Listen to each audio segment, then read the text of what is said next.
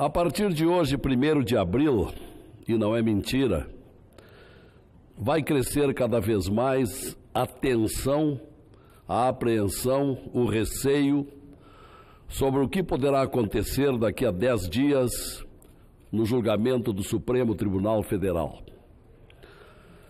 O surrado tema e preocupante tema da prisão em segunda instância. E aí convém relembrar que a vacilação em torno desse tema tem sido periódica, sazonal. Na Constituição, senhor presidente Zalci, senador Álvaro, senador Regufe, senador Cajuru, na Constituição de 88, logo em seguida, o Supremo Tribunal Federal exarou uma súmula pela qual admitia a prisão após julgamento de segunda instância, que, como sabem todos, é até onde se produz provas. Em direito penal, a prova é produzida nas primeiras 2 instâncias. A partir dali, os recursos versam sobre formalismos jurídicos, processuais, jurisprudência, doutrina. E agora, no dia 10 de abril, daqui a 10 dias, portanto, haverá mais um julgamento. Então, recordando, em 88, após a Constituição, houve uma súmula que admitia a prisão em segunda instância. Aí passam-se 20 anos. Em 2009, o Supremo Tribunal Federal voltou atrás. Entendeu que não cabia prisão em segunda instância, porque a Constituição previa trânsito em julgado e revoga aquela ideia de que, uma vez comprovada a culpabilidade, cabia a prisão em segunda instância. Então, revoga a súmula pós-Constituição. Passam-se mais 7 anos e chegamos a 2016. A nova composição de plantão do Supremo Tribunal Federal revoga a decisão de 2009, entendendo que cabe a prisão em segunda instância, porque o que tinha que ser provado a respeito do crime já estava feito. Aí passam-se mais 3 anos e voltamos ao debate do mesmo tema, nesta impressionante dúvida da nossa Suprema Corte, se cabe ou não cabe. E agora, no dia 10, virá a julgamento o tema com uma nova composição, 6-5, antes a favor, 6-5 agora, poderá ser contra, não se sabe. A verdade, senhoras e senhores, é que se o Supremo Tribunal Federal recuar de novo e determinar que não cabe a prisão em segunda instância, haverá a libertação de centenas e centenas de delinquentes, de todas as origens e naturezas. E é esta a apreensão que está dominando o sentimento dos brasileiros. O que decidirá o Supremo? E aqui não estou fazendo nenhuma afronta ao Supremo Tribunal Federal, a quem devemos respeito por ser a nossa Suprema Corte, a quem, afinal, em última instância, diz o direito. Mas, de certo modo, tem razão, porque nós não legislamos, nós nos omitimos há décadas. E é por isso que precisamos legislar.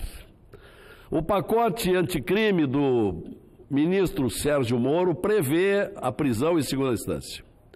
Também tive a iniciativa de propor um projeto de lei sob o número 166/2018, do ano passado, portanto, que propugno pela prisão após segunda instância, isto é, após a cabal comprovação do crime.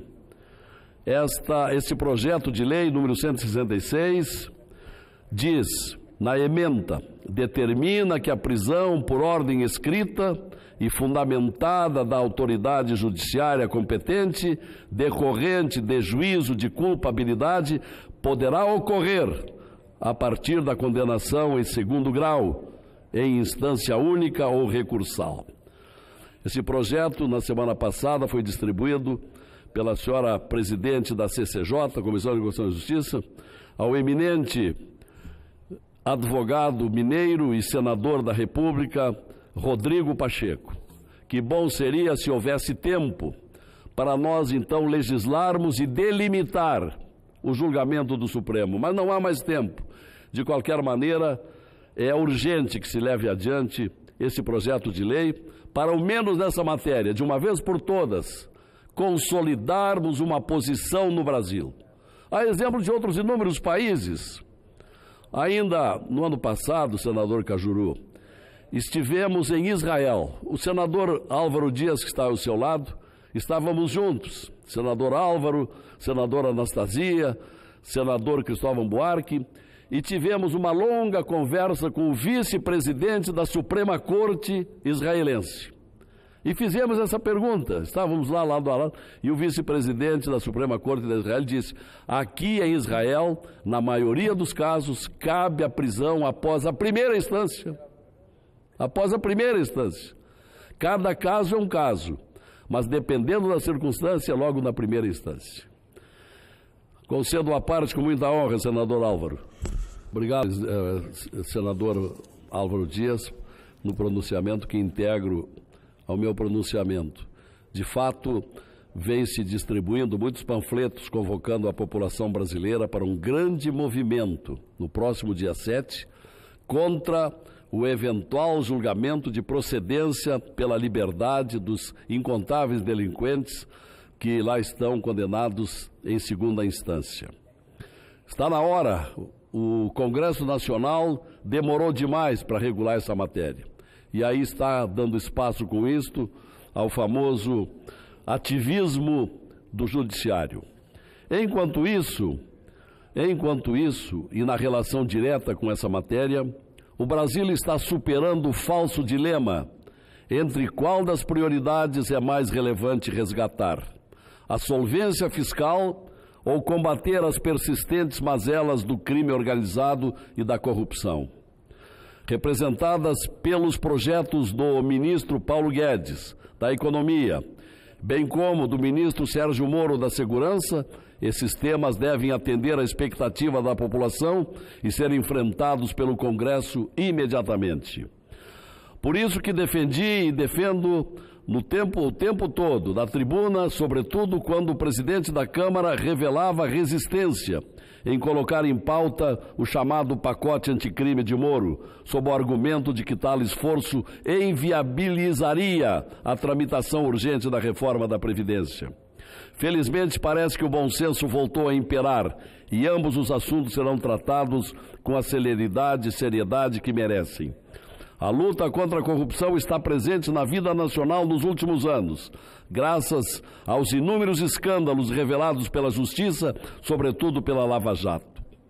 A ampla divulgação de crimes, como os do Petrolão, virou uma verdadeira bandeira política. Ganhou as ruas, a consciência dos cidadãos e, finalmente, as urnas. O povo quer a regeneração moral e política do Brasil. Os mais de 60 mil assassinatos por ano também escancaram a necessidade de ações efetivas, sobretudo para acabar com a sensação reinante de impunidade. É claro que a resolução dessa questão e da questão previdenciária não encerram todos os problemas nacionais. Mas é claro que estamos tratando aqui de duas grandes e inadiáveis frentes capazes de equacionar outros problemas igualmente importantes. O símbolo máximo da Lava Jato, o ex-juiz e atual ministro Sérgio Moro, precisa do nosso apoio. A população dá a ele o respaldo nítido, o mesmo que nos mostra quão prioritária é a pauta que ele nos propõe. Não é sem razão que o pacote dele enviado ao Congresso precisa ser encarado. É complexo, é amplo, mas é, acima de tudo, urgente e necessário. Já os impasses com a Previdência exigem do governo e de todos nós engajamento, diálogo e compromisso com o futuro. A luta contra a corrupção e a violência também. São essas as reformas que tornaram o país sustentável social e economicamente e que darão à democracia condições para continuar transformando o Brasil para melhor. O Brasil precisa superar sua constante instabilidade, até para permitir aos governantes avançarem em outras pautas não menos cobradas pelos cidadãos. Não se trata de discutir as prerrogativas entre a nova e a velha política, mas de se dar o devido respeito ao povo e de enaltecer a racionalidade nas escolhas, a boa política. Sem aprovar o pacote anticrime e a nova Previdência, o país só aprofundará seus problemas, tornando as crises sociais, econômica e institucional fatores de ingovernabilidade e de colapso das instituições já muito desacreditadas. O ministro do Supremo Tribunal Federal, Luiz Roberto Barroso, afirmou recentemente em recente entrevista ao jornal O Estado de São Paulo, mencionada, aliás, essa entrevista agora há pouco pelo senador Cajuru, o ministro Barroso, que o judiciário deixou nos últimos tempos de considerar que corrupção é criminalidade de colarinho branco, como crimes graves. É um alerta importante. Outro alerta valioso foi dado pelo ministro Moro, ao ressaltar que o Brasil avança ao mudar o padrão da impunidade da grande corrupção, graças a ações como a Lava Jato e propostas legislativas lúcidas e coerentes. Não podemos recuar em nenhum desses avanços. Quero, portanto, senhores senadores, telespectadores da TV, Senado, Rádio Senado, quero, portanto, felicitar os esforços para destravar a tramitação do pacote anticrime no Congresso e o acordo com o presidente da Câmara, Rodrigo Maia.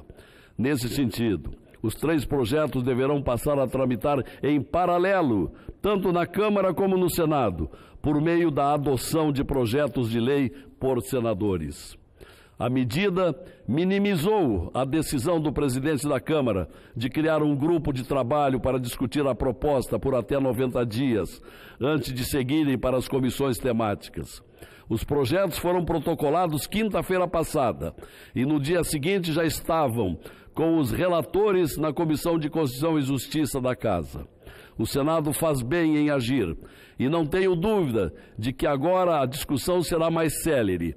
Espero que, graças a essa positiva articulação parlamentar, ainda no primeiro semestre, a votação esteja concluída nas 2 casas. Em conclusão, senhores senadores, está na hora de o Senado ser muito mais diligente, mais célere. O Brasil cansou de esperar por nosso trabalho. Estamos em dívida com os brasileiros. Obrigado.